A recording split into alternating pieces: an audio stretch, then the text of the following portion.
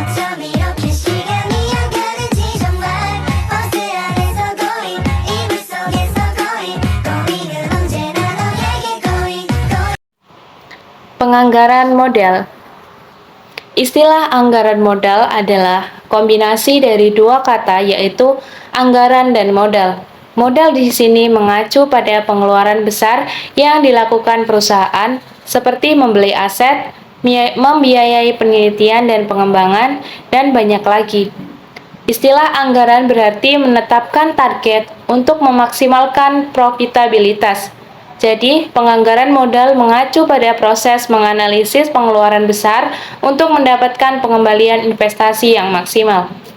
Anggaran modal adalah teknik untuk mengevaluasi proyek-proyek investasi besar.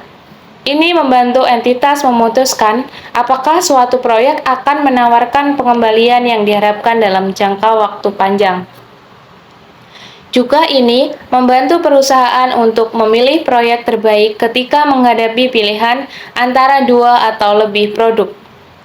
Beberapa teknik tersedia di bawah penganggaran modal yang memungkinkan perusahaan untuk menganalisis profitabilitas atau laba atas investasi. Pengusaha menggunakan teknik anggaran modal dalam memutuskan apakah Anda berinteraksi dalam aset tertentu atau tidak. Ini harus dilakukan dengan sangat hati-hati karena sejumlah besar uang diinvestasikan dalam aset tetap seperti mesin, pabrik, dan lainnya. Analisis didasarkan pada dua hal. Pertama, aliran arus kas yang diharapkan dihasilkan dengan memanfaatkan aset dan pengeluaran awal atau masa depan yang diharapkan untuk memperoleh aset.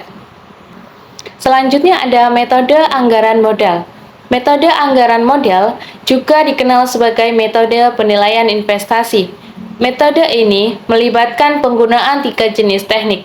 Yang pertama adalah metode arus kas terdiskonto yang melibatkan pengurangan arus kas.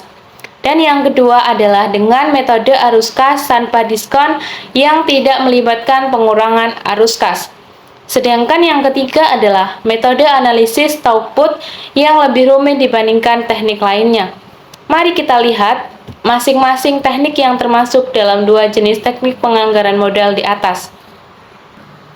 Teknik arus kas diskon, net present value atau nilai bersih sekarang. Dalam teknik atau metode ini, nilai sekarang dari semua arus kas masa depan, baik negatif atau positif, dihitung menggunakan tingkat diskonto yang sesuai dan ditambahkan. Pengeluaran awal dikurangkan dari jumlah ini untuk mengetahui keuntungan dalam istilah sekarang jika angkanya positif. Teknik menunjukkan sinyal hijau ke proyek dan sebaliknya. Angka ini disebut net present value. Yang kedua ada benefit to cost ratio atau indeks profitabilitas. Ini menyajikan analisis dalam format proporsi atau rasio. Di sini seperti dalam metode NPV, nilai ini sekarang dari arus kas masa depan dihitung dan rasio jumlah ini terhadap pengeluaran awal terlihat. Jika rasio ini lebih dari 1, proyek harus diterima, dan jika kurang dari 1, proyek harus ditolak. Yang ketiga ada internal rate of return atau tingkat pengembalian internal. Metode ini memiliki hubungan yang rumit daripada NPV. Di bawah NPV, tingkat diskonto diasumsikan telah diketahui oleh evaluator. Sebaliknya, tingkat diskonto tidak diketahui dalam metode IRR ini. Hal ini ditemukan dengan menyamakan NPV sama dengan 0 dengan variabel yang tidak diketahui sebagai tingkat diskonto. Tingkat diskonto ini ditemukan dengan menggunakan metode ekstrapolasi dan interpolasi, dan ini dikenal sebagai IRR. Ini dibandingkan dengan biaya modal. Jika IRR lebih besar dari biaya modal, proyek harus diterima, dan sebaliknya. Selanjutnya ada arus kas tanpa diskon.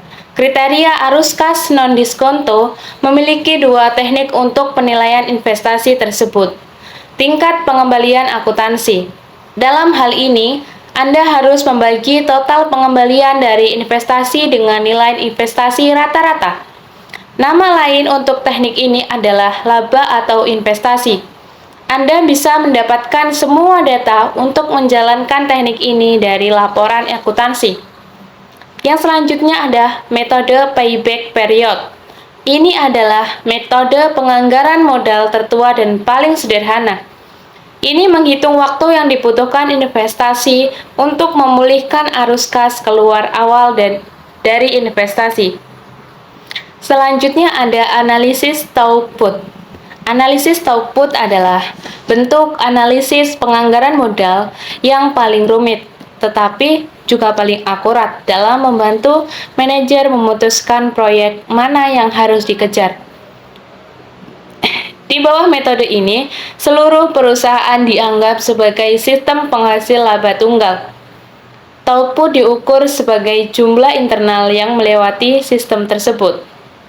Analisis mengasumsikan bahwa hampir semua biaya adalah biaya operasional, bahwa perusahaan perlu memaksimalkan output dari seluruh sistem untuk membayar biaya, dan bahwa cara untuk memaksimalkan keuntungan adalah dengan memaksimalkan output melewati operasi kemacetan.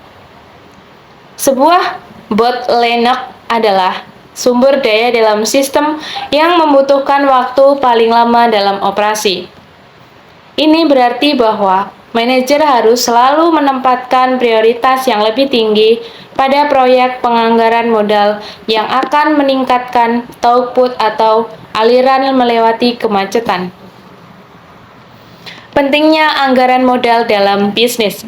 Poin-poin berikut adalah membantu kita untuk menunjukkan pentingnya anggaran modal. Yang pertama, keputusan penganggaran modal memiliki dampak yang signifikan pada profitabilitas jangka panjang dari bisnis. Demikian pula, hal yang juga berdampak pada biaya pertumbuhan perusahaan. Sebagian besar perusahaan biasanya memiliki sumber daya keuangan yang terbatas. Jadi, penganggaran modal membantu perusahaan memanfaatkan sumber daya keuangan yang terbatas.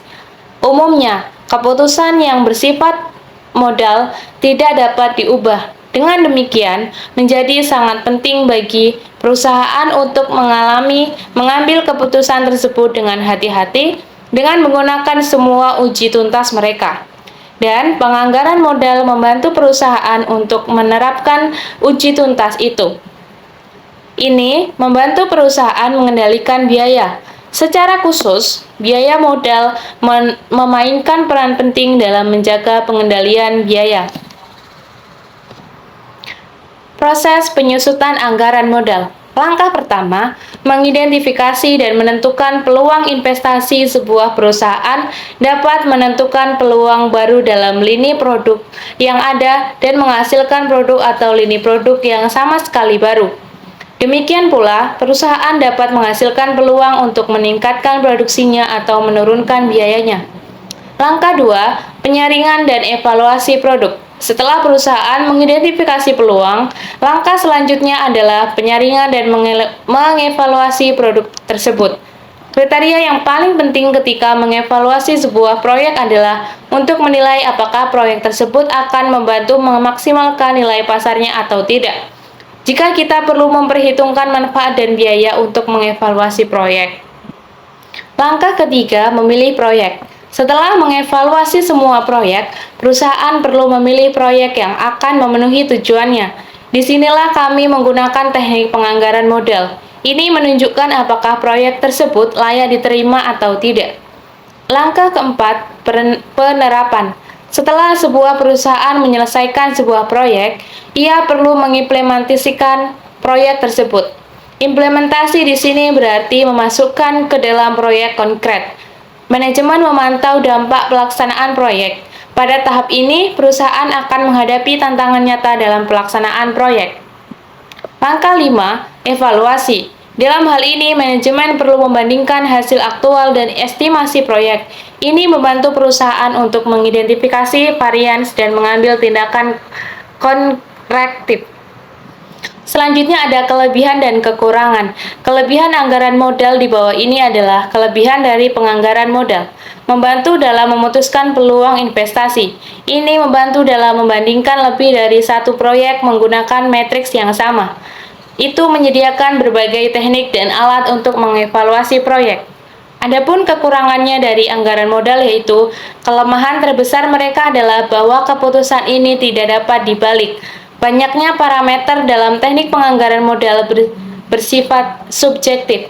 Selanjutnya, kita perlu membuat beberapa asumsi untuk sampai pada keputusan ini, terkadang dapat menghasilkan hasil yang tidak akurat.